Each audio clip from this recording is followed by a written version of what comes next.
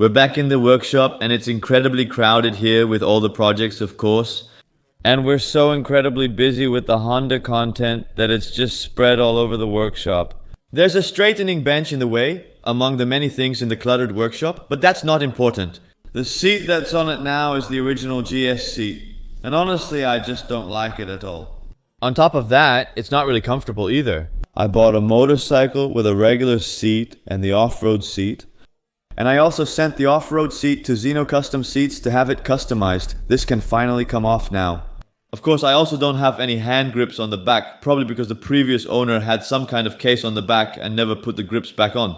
Looks-wise, this just isn't nice. That's why I also got a custom seat for a cool bike. I'm just happy that I get to take this off and put on a custom seat. I'm going to unbox it now.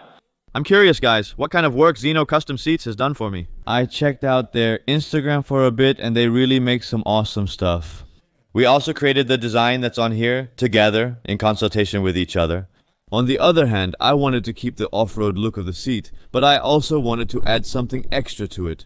She made a kind of drawing for me through Instagram. That way, I could get an idea of what it would look like.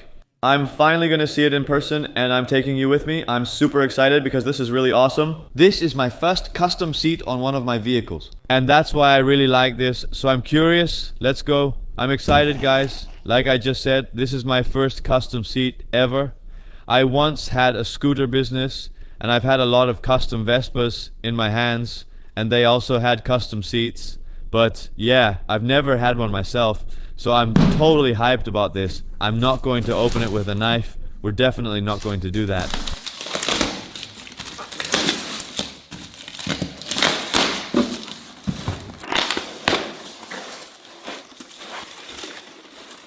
Look, here it is. Wow. I'm totally hyped, guys. This thing is so cool.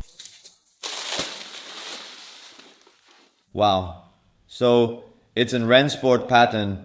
You know it from the Audi Rennsport, 6 Audi Rennsport, 3 the one you always see on the seats. I thought it was really cool. Since it's an off-road saddle, I wanted to create a sort of middle section. I modified it to give it an off-road look, and it turned out really cool. Initially, the seat looked completely different. It was just a kind of faux leather material with a white side, so I wanted to go for black on black. So also black stitching. A matte black trim. Those guys really know how to make saddles. It's unbelievable. They look like custom seats already. You guys did an amazing job. I'm really happy with it. Yes, guys. So this is the before. And when I clap my hands, it's the after. That looks really cool. Exactly how I imagined it. Thank you, champs. With the saddle mounted, let's move to the rear cover. But first, the turn signals. Yes, this has daytime running lights. I ordered it from AliExpress to give it a bit of that facelift look, because with the new Type GS the tail lights are actually off and the daytime running lights are on in the turn signals, and the middle part actually only serves as the brake light. Personally, I think that look is much cooler. So yeah, I ordered these turn signals from AliExpress. 35 euros for a set. I'm going to install them now. I'm curious about the quality, so we're going to install these. You connect it to your regular lights, and then I cut the normal wire from the tail light. So basically I only have the one for my turn signal. Let's go. So it's plug and play, but because I also have to connect a wire, I need to take this apart as well. Honestly, I've never really worked on the GS before, except for adjusting the valves. I'm just curious if it's been designed to be a bit mechanic friendly, especially for those small custom things.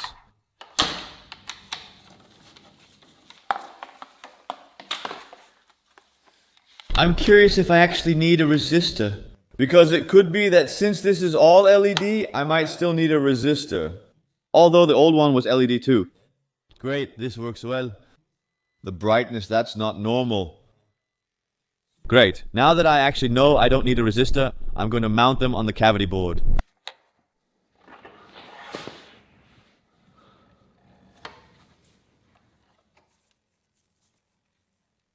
The turn signals are mounted at the back with the daytime running lights, and this is what they look like now.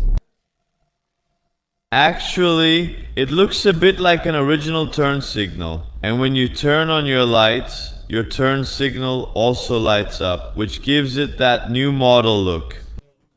The brake light is still separate in the middle, so it stands out even more than the rest, and this is what it looks like when the hazard lights are on.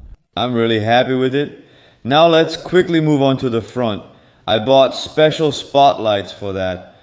These are down.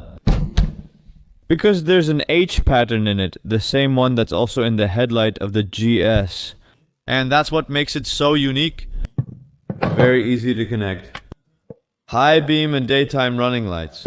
We'll check if it works before drilling into the crash bars. I just measured with a multimeter to see how my switch works. If all goes well, I have everything connected correctly now. It's a bit of a jumble when it comes to cables. I also drew inspiration from here, disassembling the mounting's interior to understand the switch's mechanism. In the end, it's a complete positive unit that only switches the positive, so there's no need for a ground wire. Are you still following? And so here I have my fresh spotlights with daytime running lights.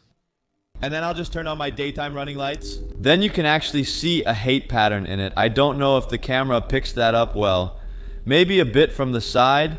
And then I can also turn on my high beams. And those are super bright. So the hate pattern actually comes back in my headlight. And that's why I thought it was so cool. Because there's also a really cool stripe there. So I think, combined together on the crash bars, because I'm going to mount them here, both left and right, the thing will be super cool and unique, because I've never seen this before. Now that I know everything actually works, I'm gonna take it off the Honda. Although, it would have looked really good in the Honda headlights too, you know. But anyway, then we're going to mount it on my BMW motorcycle. With the cable running from the back to the front, which I now know is my switched positive, this is going to work out great. It's going to be awesome. Alright, just take a look behind me, guys. What a mess it is in the workshop again. That means I've been working really hard. I had some problems with the controller area network bus on my BMW G. I didn't realize it was so complicated. The issue started the moment I started my engine. My taillights went out. Yeah, it probably wasn't meant to be connected that way, the way we hooked it up. I found a solution for that. It's been taken care of. And because I found out that the controller area network bus system was so complicated, I started working with a relay on a constant positive. Of course, a switched positive, a ground to the frame. This is just a temporary setup to see if it actually works before I start drilling holes in my crash bar to mount the lights. That's a mouthful. If everything is correct, I'll turn on the ignition now, and my auxiliary lights should turn on. Yes, we have power. The canvas is still unrolled. What a sight. Alright, we'll do the taillights as well. My taillight just went out when I started it, which also affected the campus system. We're going to start it up now.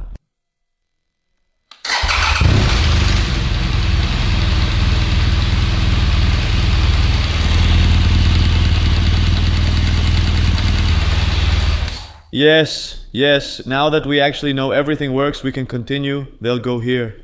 So let's install it there now. Let's go.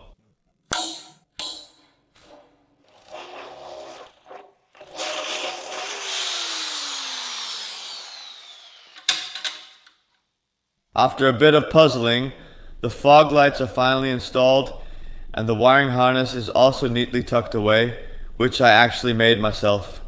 This is the relay for the camera system and 2 more grounds. As for the rest, I'm quite satisfied with how this is going. I'll just tighten this here so it can't move. The whole engine still needs to be assembled though. There are covers scattered all over the workshop. But that's it for today, so I'm just going to turn it on for a moment and check if everything works. That works, that's working, and then I can switch to high beam. If I press here, look, I've placed my switch unit here. Then we go... My lights on. And then I can also turn it off. Wow, I'm really happy with this. We're going to finish everything up. And then we'll take it outside to show you the final result. Let's go! Wow, I don't know if you guys can see it. But it's so fat. Oh my god, and then also the seat, which Xeno Custom Seats made for me, guys. It's just insane. The picture just fits. I just wanted an off-road seat. I keep doing this because I'm just so happy. For the seat, I actually wanted it to keep that off-road look a bit, and yeah, that really worked out. I took it for a short ride and found the seat very comfortable. Just soft. I actually wanted it to be a bit puffy too, the Rennsport look, and that really worked out well. And then the tail lights, very cool. Let me just turn on the hazard lights. Look, actually I'm still missing one thing, and that white part, that needs to be a different color. I think that white is still just a bit too original. Maybe I'll do something with that later. I also want to adjust an outlet, but for now. This thing is incredibly cool. As you saw, I also added a fuse at kBAM. If something breaks, the fuse will blow. This also lets you operate the lifts. You can also see right away on the wall that it really works well. You can also switch them independently from each other. So I can just turn the daytime running lights off or on. You can also turn on the high beams alone without the daytime running lights. So everything is possible, and of course everything is connected to switched power. The lights also turn off when it goes into sleep mode. So, and yes, this can take about 30 seconds, so I'm really happy with the end result. And I want to give a huge shout out to Xeno Custom Seats. Link in the description if you want something done. Whether it's a motorcycle or scooter seat, they handle all upholstery, so they're the right choice. With that said, I hope you enjoyed this episode. Subscribe and give it a thumbs up. And I'm going to enjoy this super awesome GS for a bit longer.